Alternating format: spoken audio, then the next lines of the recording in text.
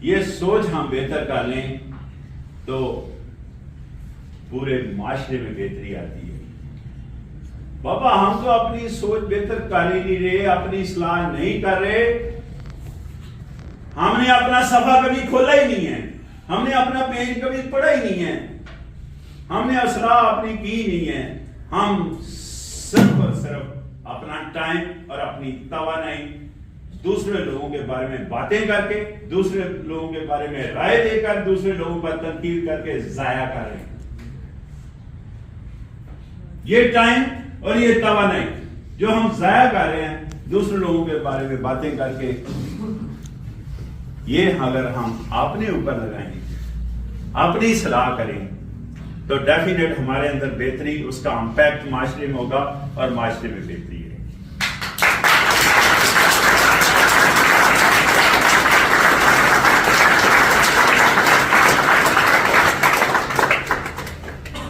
اسی سے لنک دوسری چیز ہے کہ لوگ کہتے ہیں یہ اچھے لوگوں میں بیٹھے ہیں اور برے لوگوں سے اوائڈ کیا جائے۔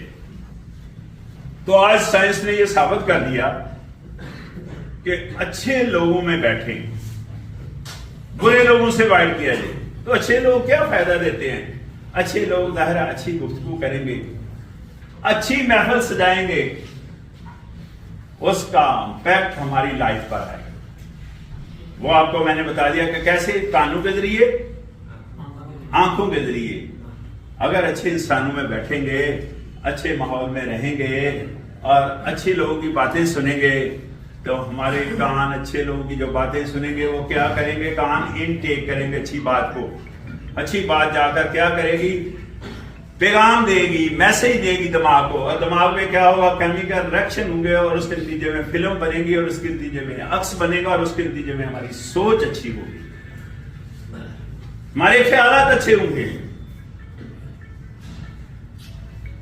جس کا مطلب اچھے لوگوں کی محفل ہمارے خیالات کو فلٹر کرتے ہیں، ہماری سوچ کو بہتر کرتے ہیں، ہمارے خیالات کو اس میں بہتری لاتے ہیں اچھے لوگوں کی محفل۔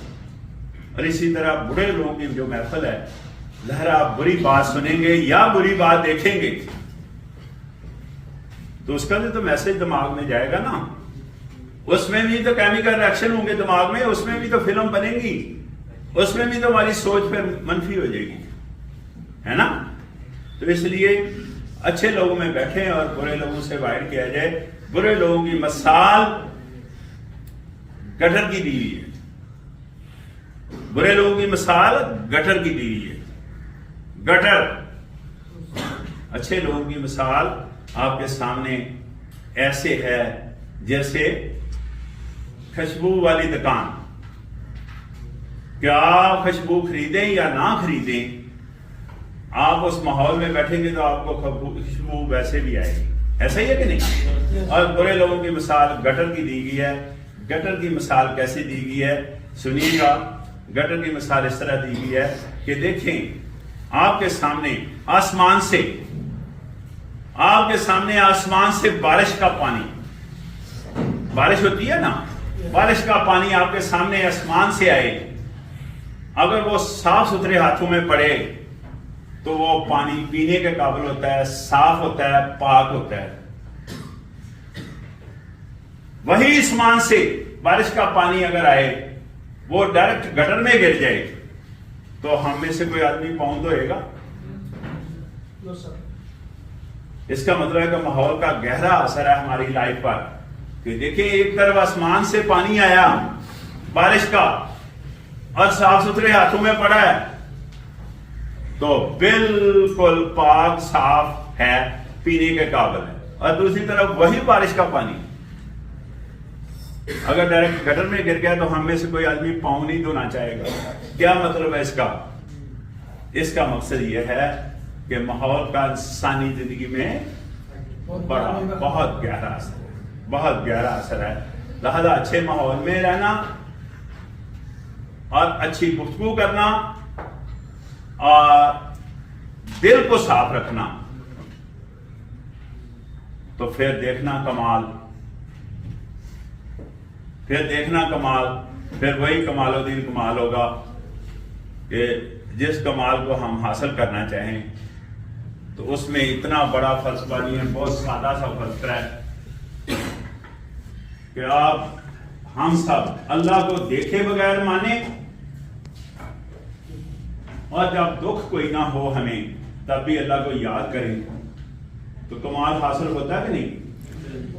یہ تبھی پاسبل ہے، یہ تبھی ممکن ہے جب میری اور آپ کی سوچ بہتر ہوگی، جب میری اور آپ کی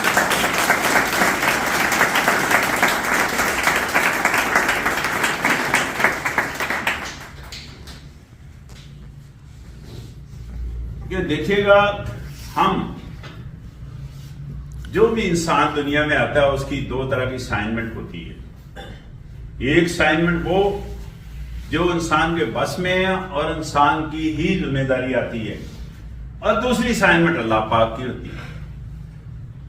یہ دو طرح کی اسائنمنٹ سے ہر انسان کو واسطہ پڑتا ہے۔ پہلی اسائنمنٹ کیا ہے کہ انسان محنت کرے، انسان محنت کرے، انسان کوشش کرے، انسان مسلسل کوشش کرے، مسلسل کام کرے، یہ انسان کی اسائنمنٹ ہے۔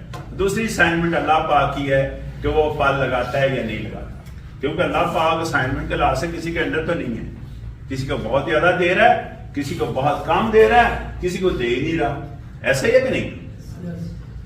تو جو ہماری پہلی اسائنمنٹ ہے مسلسل کوشش کرنا، مسلسل کوشش کرنا، ہم اس پر تو بلیو ہی نہیں کرتے، ہم اپنی اسائنمنٹ کر ہی نہیں رہے، ہم اپنا کام نہیں کر رہے، اور الٹا کیا کرنا چاہ رہے ہیں؟ یا تو اللہ والی اسائنمنٹ پر قبضہ کرنا چاہ رہے ہیں جو کہ ممکن نہیں ہے، یا پھر لوگوں سے ایکسپیکٹ کرنا شروع کر دیتے ہیں اور لوگوں سے امیدیں لگائے رہتے ہیں۔ یہ ہماری سب سے بڑی غلطی ہے جو لوگوں سے ہم امیدیں لگاتے ہیں، اس سے بڑی کوئی غلطی نہیں ہے۔ کیوں؟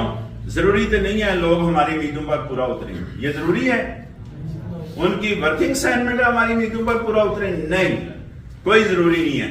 ویسے بھی جن انسانوں کو ہم اپنی زندگی میں بڑا سمجھتے ہیں، جب بھی واسطہ پڑا ہے وہ قد کاٹ کے لحاظ سے ہم سے چھوٹے نکلے ہیں۔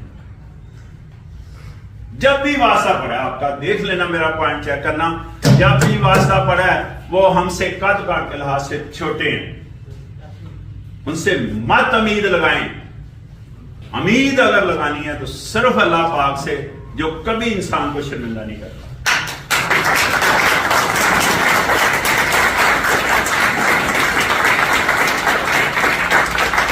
ایک تو غلطی ہم کرتے ہی کرتے ہیں کہ نہ امید لگاتے ہیں لوگوں سے، اس سے بڑی غلطی یہ ہے کہ ہم لوگوں کا تنقید کرنا شروع کرتے ہیں۔ اس سے بڑھ کر ایک اور غلطی ہم کرتے ہیں کہ بغیر سوچے، بغیر سمجھے، بغیر جانے، بغیر حالات و واقع جانے کسی کے بارے میں رائے دینا شروع کرتے، کسی پر تنقید کرنا شروع کرتے۔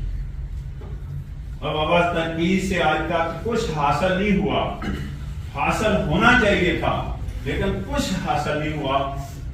60 سال تک تو میری عمر ہے، اس میں میں نے تنقید سے آج تک کچھ حاصل ہوتے نہیں دیکھا۔ اگر دیکھا کہیں تنقید سے تو بدمزگی، بادریشن، انتشار اور شر پھیلتے دیکھا میں نے معاشرے میں، بلکہ شر بعض دفعہ اس لیول پر شر پھیلتا ہے کہ بعض دفعہ ہم لوگ کفر کی طرف چلے۔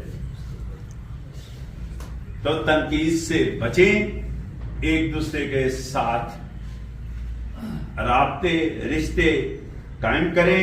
ایک دوسرے کے ساتھ رشتے، رابطے تب قائم ہو سکتے ہیں جب ہم ایک دوسرے کا احترام کرنا سیکھیں گے، ایک دوسرے کی عزت کرنا سیکھیں گے، تو تب یہ رشتے دنیا کے ہمارے مضبوط ہو سکتے ہیں۔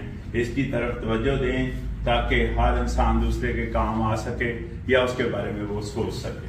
زیادہ سے زیادہ میری خواہش ہے کہ آپ اللہ کرے کہ ان چیزوں کو دیکھیں جو ہمارے اندر تربیت کی کمی بیشی ہے، اس کو بھی ہم آہستہ بہتری کی طرف لے آئیں، ٹھیک ہو گیا؟